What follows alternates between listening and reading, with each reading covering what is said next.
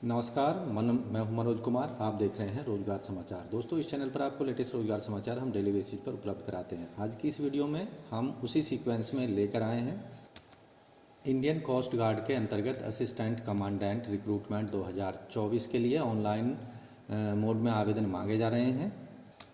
तो पदों से संबंधित संपूर्ण जानकारी इस वीडियो में हम उपलब्ध करा रहे हैं, इसलिए वीडियो को शुरू से अंत तक जरूर देखें। वीडियो में दी गई जानकारी अच्छी लगे तो एक लाइक कर दें, अपने दोस्तों में शेयर कर दें। पहली बार चैनल पर आए चैनल को सब्सक्राइब कर लें और बेल आइकन को जरूर दबा दें। चलिए शुरू करते हैं।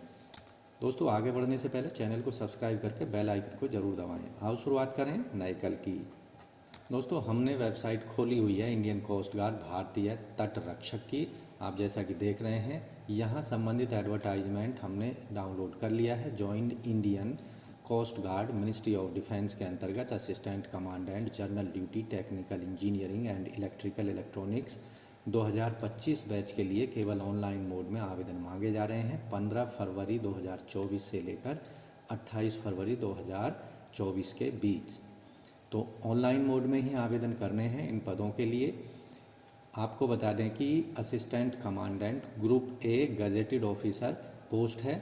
ऑनलाइन मोड में आवेदन करने के लिए join Indian Coast guard .cdac.in पर आपको जाना होगा। एलिजिबिलिटी की बात की जाए तो जनरल ड्यूटी असिस्टेंट कमांडेंट के लिए आयु सीमा 21 से 25 साल के बीच होनी चाहिए, यानी आवेदक की जो आयु है 1 जुलाई 2024 के आधार पर होगी। आवेदक का बर्थ 1 जुलाई 99 के पहले का नहीं होना चाहिए और 30 जून 2003 के बाद का नहीं होना चाहिए। ये मेल कैंडिडेट्स के लिए पद हैं। टेक्निकल ब्रांच में भी 21 से 25 साल आयु सीमा रखी गई है, ये भी मेल कैंडिडेट के लिए पद रखे गए हैं। एजुकेशनल क्वालिफ़िकेशन की बात की जाए तो आवेदक ने 60% अंकों के साथ में ग्रेजुएशन की डिग्री हासिल की हो। मैथमेटिक्स फिजिक्स 12वीं लेवल पर ज़रूर पढ़ा होना चाहिए।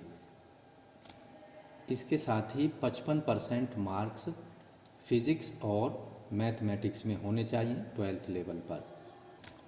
ऐसे कैंडिडेट जिन्होंने ग्रेजुएशन के बाद में कोई डिप्लोमा किया है वो भी एलिजिबल होंगे इन पदों के लिए, लेकिन उनके जो मार्क्स हैं 55% होने चाहिए। डिप्लोमा में फिजिक्स और मैथमेटिक्स करिकुलम में होना चाहिए। इसके साथ ही टेक्निकल ब्रांच के लिए आवेदक ने इंजीनियरिंग में डिग्री हासिल की हो। नेवल आर्किटेक्चर, मैकेनिकल, मैराइन या ऑटोमोटिव या mechatronics, industrial and production, metallurgy या फिर डिज़ाइन और एरोनॉटिकल या एरोस्पेस में कम से कम 60% मार्क्स के साथ में, या फिर उसके इक्विवेलेंट कोई आवेदक ने डिग्री प्राप्त की हो। यहाँ भी मैथमेटिक्स और फिजिक्स की बाउंडेशन रखी गई है। 12th क्लास में आवेदक ने 55% अंकों के साथ पास किए हों। टेक्निकल इलेक्ट्रिकल इलेक्ट्रॉनिक्स ब्रांच में भी आयु सीमा 21 से 25 साल है। ये भी मेल कैंडिडेट्स के लिए पद रखे गए हैं। केवल मेल कैंडिडेट्स इन पदों के लिए एलिजिबल होंगे।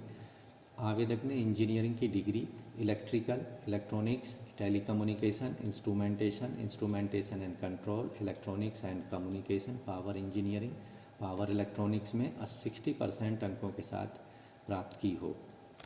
साथ ही 12th क्लास में मैथमेटिक्स और फिजिक्स 55% अंकों के साथ पास किया होना चाहिए। जो कैंडिडेट SC/ST कैटेगरी से बिलोंग करते हैं उनको अधिकतम परसेंटेज में 5% की छूट दी जाएगी। असिस्टेंट कमांडेंट के इन पदों के लिए आवेदन शुल्क 300 रुपये फीस पेमेंट करनी होगी। Credit card, debit card, net banking, UPI के माध्यम से।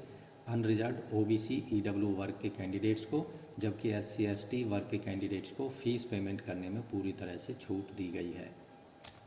असिस्टेंट कमांडेंट के पदों पर जो चयन प्रक्रिया होगी 5 चरणों में कंप्लीट की जाएगी। पहला चरण जो होगा वो रिटन एग्जामिनेशन का होगा।